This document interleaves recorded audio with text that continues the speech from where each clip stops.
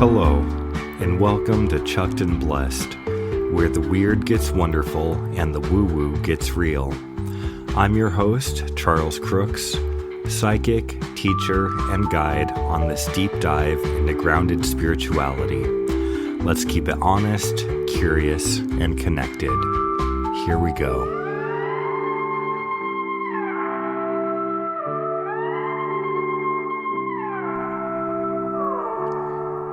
Hello, my friends, and welcome to another episode of Chucked and Blessed. And I'm very happy you're here with me because initially I wasn't going to do this episode yet. It was kind of further down along in my outline plans. But because I have done so many readings recently of people wanting to connect in with their spirit guides, I thought now is the perfect time to talk about that, connecting with higher spirit, and just kind of all of what that looks like, as I think it's really exciting to have that kind of notion that we do have a spirit team behind us all the time that is rooting for us and wants the best for us. So here we go. We're just going to jump right in and get into all of this fun stuff. But let's start with just a little bit of history as far as where connecting with spirit guides comes from. So very much like readings, spirit guide communication has been around for thousands of years. But we have to be very honest, Western culture didn't invent it. Indigenous peoples across the world have always had rich, complex relationships with spirit allies, animal helpers, and ancestral guides. In many Native American traditions, for example, connecting with spirits wasn't just some part of the woo-woo trend, it was sacred and it was passed down through ceremony and community. The same goes for many Eastern traditions, Hinduism, Buddhism, Taoism. They all include deep teachings about divine beings, enlightened ancestors, or guiding spirits. But the truth is, when Western spiritualism took off in the 1800s, especially during the seance and mediumship craze, it was almost as if people cherry-picked these concepts and stripped them of their context and repackaged them for white audiences. And so when the psychics connected in with their guides, it was often about show. The guides always were native or Eastern mystics, and it was not about reverence. For many, it was purely about novelty and profit. And unfortunately, that legacy still shows up in a lot of modern spiritual spaces today. So if we're talking about spirit guides, we also need to talk about cultural appropriation. Because honoring the roots means more than just lighting some sage and calling it a day. It means giving credit, learning the histories, and honoring where these concepts and practices came from. So I ask you just to take a moment to reflect, to be aware of our own beliefs surrounding these things, and maybe even ask ourselves where those have come from. But also to feel grateful for the years of wisdom and culture that have come before us. So what does it look like when people communicate with spirit now these days? Honestly, I still feel it's kind of in a similar vein where you have connections to your past ancestors. Some people say that they have a team of guides communicating with them. Some people believe that they have the help of angels or other ascended masters like Jesus, Buddha, Kuan Yin, people like that. But also we're seeing a very big trend right now in spirituality where people are saying that their guides are alien from other star systems, and that's a very popular belief as well. And before I dive into all those a little bit more, I thought I would just talk about kind of my experience and how I came into all of this and just my realizations with it. So, of course, growing up Catholic, I always kind of saw spirit communication, especially if you were receiving direct messages from angels or from God or from Jesus, that really kind of made you a special figure in a way. And that if you weren't hearing those, well, then maybe you weren't quite as special as someone else who was. And so I really think that the idea of spirit communication in that sense was only chosen for a select few, or select special few that had that kind of direct one-way connection to God. So for me, it was never really something that I kind of thought about or even really thought possible for myself.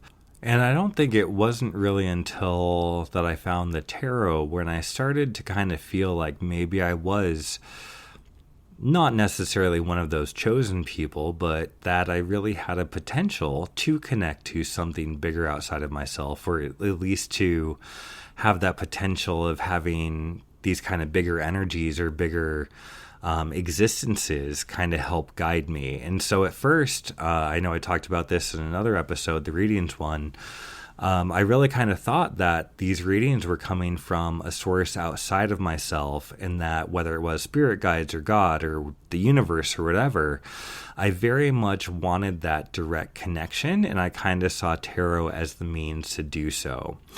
But also, I thought what was very interesting, too, that I realized years later, especially in my clairvoyant practice, I kind of had this realization that as I got older, I would lie awake in bed at night and just have conversations with myself in my own head.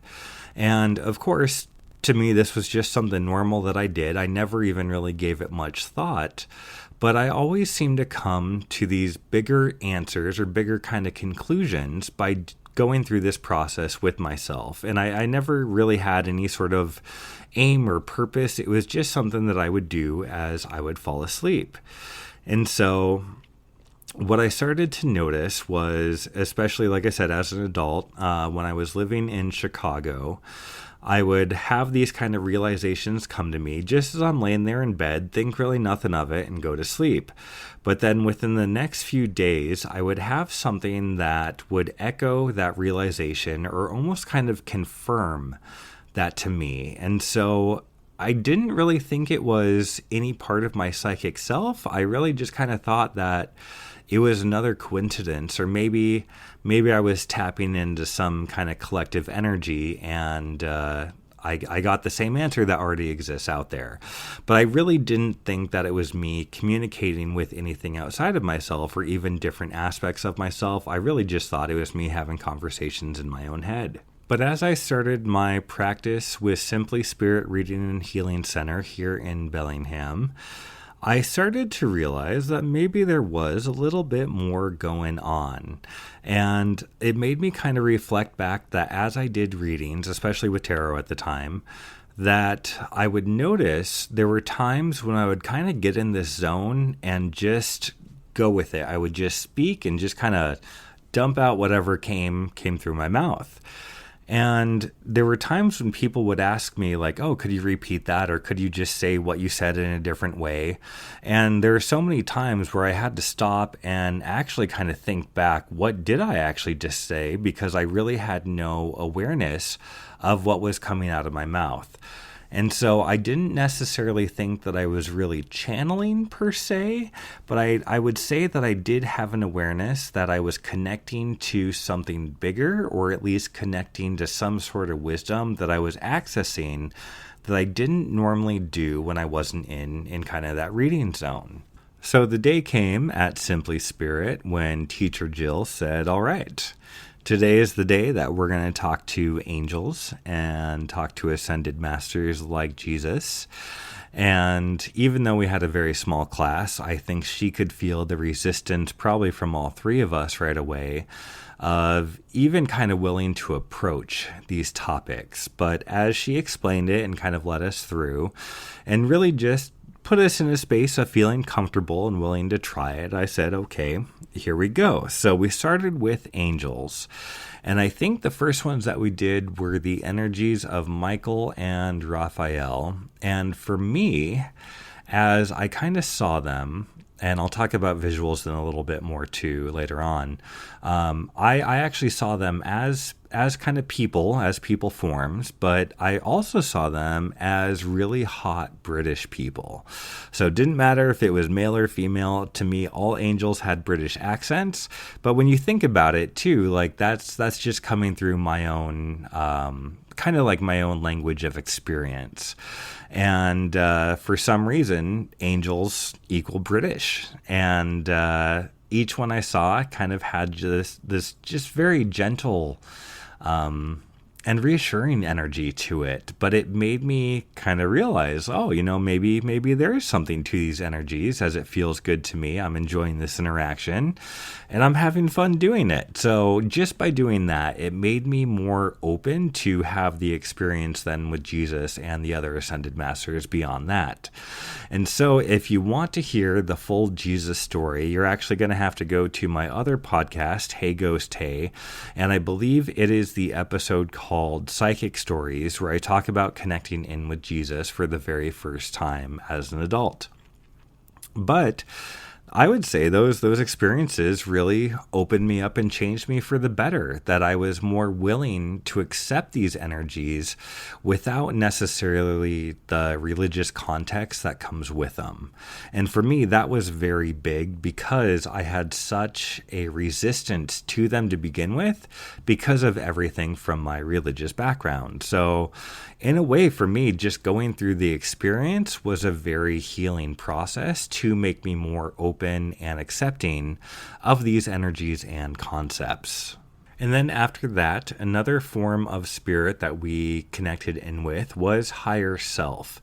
And this one was newer to me. I'd kind of had an idea of what our higher self is, or at least I could make a guess of what that kind of looks like for us on a spiritual level. But what I found was that I connect in with my higher self more than I even realize I do. And so first off, the concept of higher self is that we kind of have this higher spiritual part of ourselves that is aware of everything. And so I always kind of think of it almost as like the spiritual part of us that's connected to consciousness at all times. And so I think it doesn't necessarily matter whether you are connecting in with guides, ascended masters, angels, or higher self, that we all have the potential to get the same kind of information. But I think there's differences in qualities of the energy and kind of the nuances that you can feel as you experience them. And so I realized that I think higher self was really the energy that I was connecting into when I had my night conversations, where even as I did the tarot readings, I really felt that it was kind of higher self that was being channeled through me. I still had access to it. I could still think back, and I would have to make some effort sometimes to be like, what did I just say? But I could always still access it. And so I think that it is just another part of ourselves that has this kind of greater spiritual experience, that has this greater spiritual wisdom that we can connect in with. And so lastly, the last group that I'm going to kind of consider is our big kind of spiritual energy that we can connect into are our spirit guides. When it comes to the term spirit guides, I really see that as kind of a general blanket term for all potential spirit. Like you might have angel spirit guides, you might have, like I said as earlier, people are believing in alien spirit guides, you might have animal spirit guides, you might have a whole team of spirit guides, you might have spirit guide ancestors as well. And so really spirit guides are just kind of, again, a blanket term as far as I see having spiritual helpful support. I believe that when it comes to our guides, we don't necessarily have every guide working for us in that moment, or that we kind of have a team of guides and they can kind of tag in, tag out when they need to help us with specific things. And so I really kind of see it as more of spiritual team than having just one set spirit guide or having even 3 set spirit guides. I believe as life changes and fluctuates, it's the exact same with our supporting spirit. So from having all sorts of interactions with guides from myself and for others through readings, there are some things that I know to be true over and over again when it comes to communicating with guides. So the first one I just touched upon. So I believe that we have more than one guide at all times. And I think that they swap in with different roles and responsibilities and for different purposes to help us. But you can always connect in and kind of see who is there and who is being active. Secondly, I have found that whenever you do get messages from guides or spirit, It is always positive, it is always out of love, and it always has our best interest in mind. I have never had any sort of message come that has really kind of any hatred or animosity or jealousy, anything like that behind it. And I very much believe that if it is truly coming from your higher spirit, no matter which way that may be, angels, guides, whatever, higher self, it is always going to have your best interest in mind. And if it doesn't, it's not your guides. Next up, I'd like to talk a little bit about visuals and kind of how I see them. And so it's important to remember that if you have visuals of guides, I rarely find them to be literal in the sense that that's how they're always going to show up. And I think a lot of people, they kind of want to have a sense of who their guides are, what their names are, what they look like. That's a totally normal curiosity. But I found that when I do readings, everything through the language of readings is symbolic. And I've also found that when I see people's guides with visuals in my mind, that if I do see them that way, that there is a message and symbolism to how I am seeing them. And often that relates to what the person is going through or whoever I'm reading and what they asked about.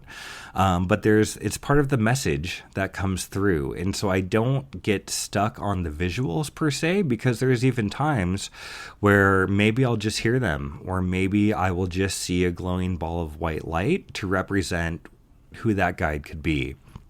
And so I think normally for a lot of people when they kind of start this work, that it's very easy to get hung up on the visual component of it. But I would say pay attention to the feeling, because that is going to be greater than anything else. If you pay attention to the feeling, you can start to learn the nuances of whether this is spirit guide, whether this is higher self or angels, because to me, they all feel just a little bit different and off of each other. Not in a bad way by any means. It's just kind of like having a good group of friends, and you find the different personalities and the different vibrations that each person has, and it's kind of like that. Everyone's still supportive of you, but they do it in their own kind of way. And so just remember that when it comes to the visuals, it's not the end-all be-all of what you're experiencing, because again, keep in mind that the psychic visuals are often representative of symbols and other things. So to me, if I see someone's guide look a certain way, there's often a little bit more meaning to that that I end up sharing with them. All right, next up, I am often asked, do our spirit guides ever get tired of us asking for their help? And I believe that is a no. But at the same time, you have to keep in mind, are you always asking out of desperation? It's something to consider, like when things get hard. Is that when you're often turning to your guides for help or turning to them for answers? I do find that they are not going to give us the direct answer that we necessarily want. We have to come up with that on our own, but they're always there to support us, whether that's give us a hint or give us a nudge towards something. But I still think that we have to figure out the details on our own. They're not just going to blatantly give us answers because we want them. Again, they're there for support, not to be the 1-800 hotline of tell me what to do. I've also had people ask what happens if I ignore their advice or I just don't take it. Well, I think they're still going to give it to us, but if we're not open to those messages, we're probably not going to hear them as often as we would like. And you got to keep in mind, too, that it is a relationship that we are crafting with them. And even though they have that unconditional love and support for us, we still have to ask them to be present and to kind of keep that door open. Again, in Simply Spirit, it got described to me as if we don't invite them to be in our space, if we don't invite them to be open to communicate, that door slowly starts to close on its own. And it can be reopened, again, by us keeping that communication level open. But it has to come from conscious effort on our part to make it, again, a relationship. And so I think you really see the benefits of doing that if you give it equal attention in return. So instead of just asking for their help all the time, make sure that you reach out to them, make sure that you talk to them, make sure that you are sending them love and appreciation as well. And I think that that is then a very loving, reciprocated relationship that can be formed. And lastly, I often get asked how I personally experience our guides, and I kind of really see that there's 3 domains of psychicness, I guess, that they kind of come through in. So the first one being clairvoyance. That's something I've talked about quite a bit already, and then really clairvoyance just means clear sight. So when I close my eyes and I read just by seeing images in my mind, that is clairvoyance. So it's more of the visual component. Secondly is clairaudience. So that is clear hearing. So when I experience this one, it's often when I'm doing tarot readings, and if I feel someone's guides coming through, it often feels like it's on the right side of my head, and it's hard to describe, but it feels like it's not just from the right, but it's also from the upper side of my head. And it's just this space of awareness that I have as I read. And if I hear something in this area, then I usually know that it's their guides kind of coming through.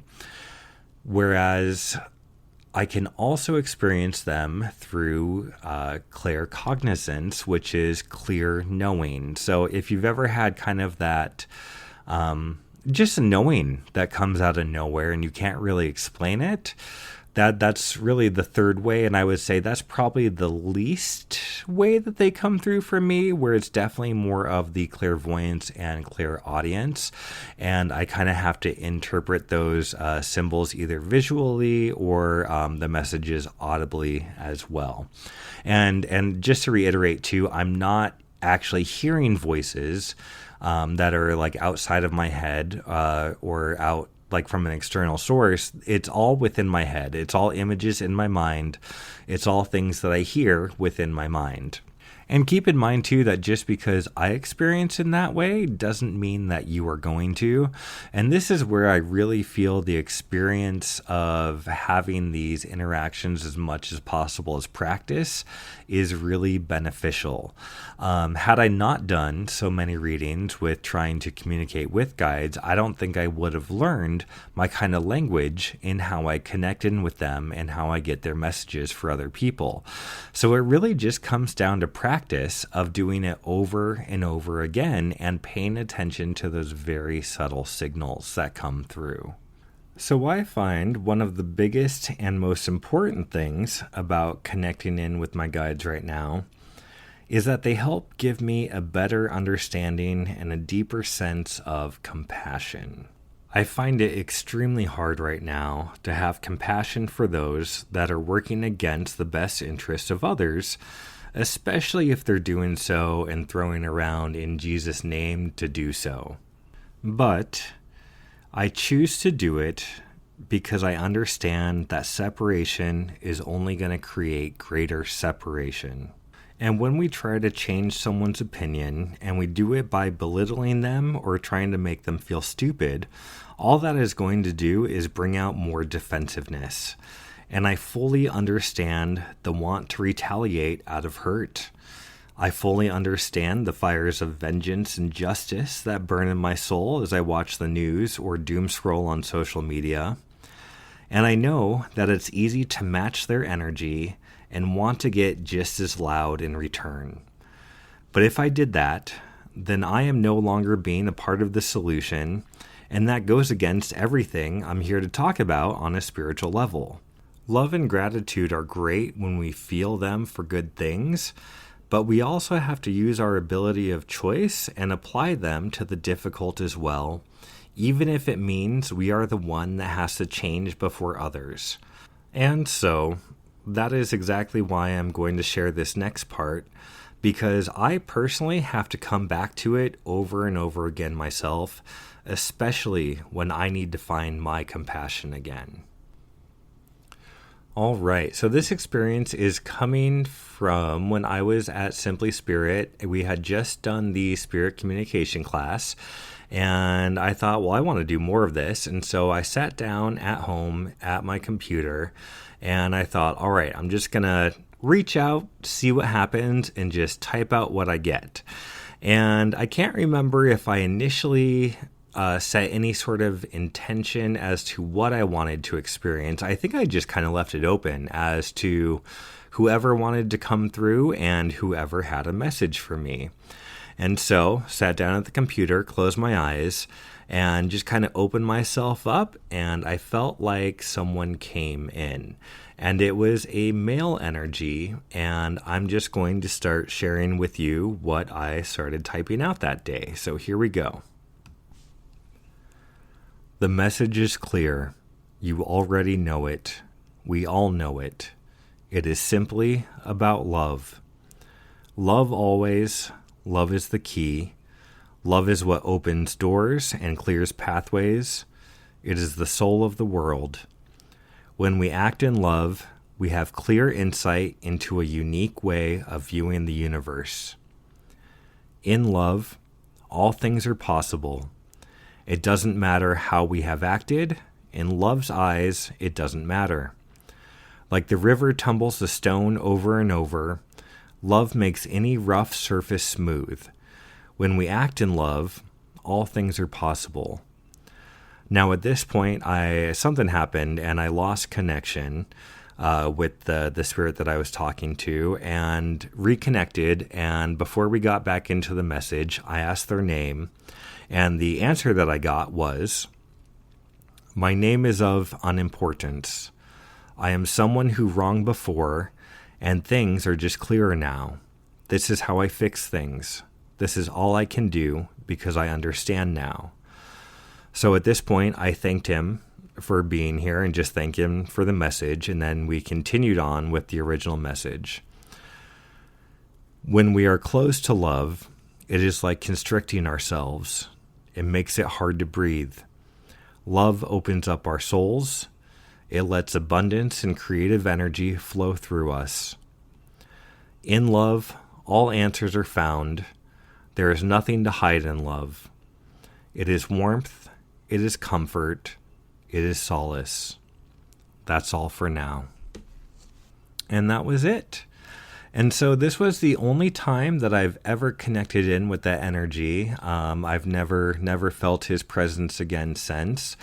And it really just kind of felt like that was the message that I needed to hear at the time. And again, like I said, it's one that I go back to often, just because I think it's so simple, but yet so powerful. So I am very, very grateful that I got that to come through. And I think it's very easy to say that it sounds like something kind of corny, like it sounds like a greeting card in a lot of ways. But when I do look towards finding compassion towards others, this is something that just kind of brings me back to that. And I can at least find it a little bit easier and a little bit deeper when I do think about this experience. And I've never shared this message with anyone before, especially on a wider audience like this. So thank you for being here for that. All right, last up, as you've probably been wondering, how can you make direct connection with your guides or any higher energies right now? So, very easy. Here we go. Number 1, before you begin, set your intention and your boundaries. I know that we probably automatically think that if it is higher spirit, it has our best interest for us. And usually I would say it does, but I still think it's good to make boundaries with any energy that you are calling into your space. So I always kind of like to just set my intention of 1, who I am reaching out to, and maybe that's open, maybe it's for someone specific, but I get very clear on who I'm reaching out to. I set my intention, but then I also want to set my boundaries. So at what level does my comfortability look like with interacting with this energy? Sometimes I don't want them fully in my space, even if it feels good. Maybe I'm not ready for it or not in the mood to fully kind of accept that energy on a bigger level. And sometimes I want it to absolutely open up and flood my space and kind of take over on an energetic level. So you never know what you're going to be ready for. So you get the chance to set those boundaries first. All right, step number 2. So after I decide who I want to talk to and what those boundaries are going to look like, I then like to get coherent within my heart. So if you listen to the last episode on heart coherence, the technique that we did in there, the heart focused breathing, that is a perfect step, or first step, I should say, in just getting yourself into a space that is, one, open to receive, but also that is very energetically congruent to trying to communicate with these energies. So I like to slow my breathing. After I kind of do that, I then will intend to feel a specific emotion, whether that's love, gratitude, or ease or appreciation. And from there, I find that really kind of sets up the space to have a good interaction. So set my intention, set my boundaries, then I get coherent within my heart, and I'm basically ready to go at this point. So from here, all I really do is kind of let go and let flow, and I will just be open to what comes into my space. And like I said, it kind of comes in the 3 ways. So maybe it'll come through visual, maybe it'll be auditory, or maybe it'll just be a sense of knowing that I feel. But it's just being able to be open to those messages and see what I receive. And sometimes that might be like a conversation in my head that kind of plays out back and forth. And sometimes I'll get an answer before I even finish asking it. But it's really important to go in with curiosity, because these things will come in different ways, and I never really know how it's going to happen. And so I just kind of got to let it play out as it plays out. And I really find that if we try to control this experience to look any way, shape, or form, that's usually where my energetic connection with everything absolutely breaks down. And then I feel like I'm more so trying to have the experience than actually just letting it happen. So again, you got to let go, let flow, and just see what you experience. And then, of course, number 3, which I already mentioned earlier, is that you want to actively ask to keep that relationship and that door to communication open on a regular basis. I would treat it like any other relationship in your living life, that it takes energy that you give and receive. So if you want a positive relationship with your guides, ask them to be present in your life, because they will. Because they love you. They do, I know so. It's a fact. And so that's all that we've got for today. I cannot thank you enough for being here and being open. You can visit charlescrooks.com or email me at info@charlescrooks.com to book a reading. So may you be forever chucked and blessed, and always go into this world with clear eyes and an open butt. Until next time, stay curious, my friends.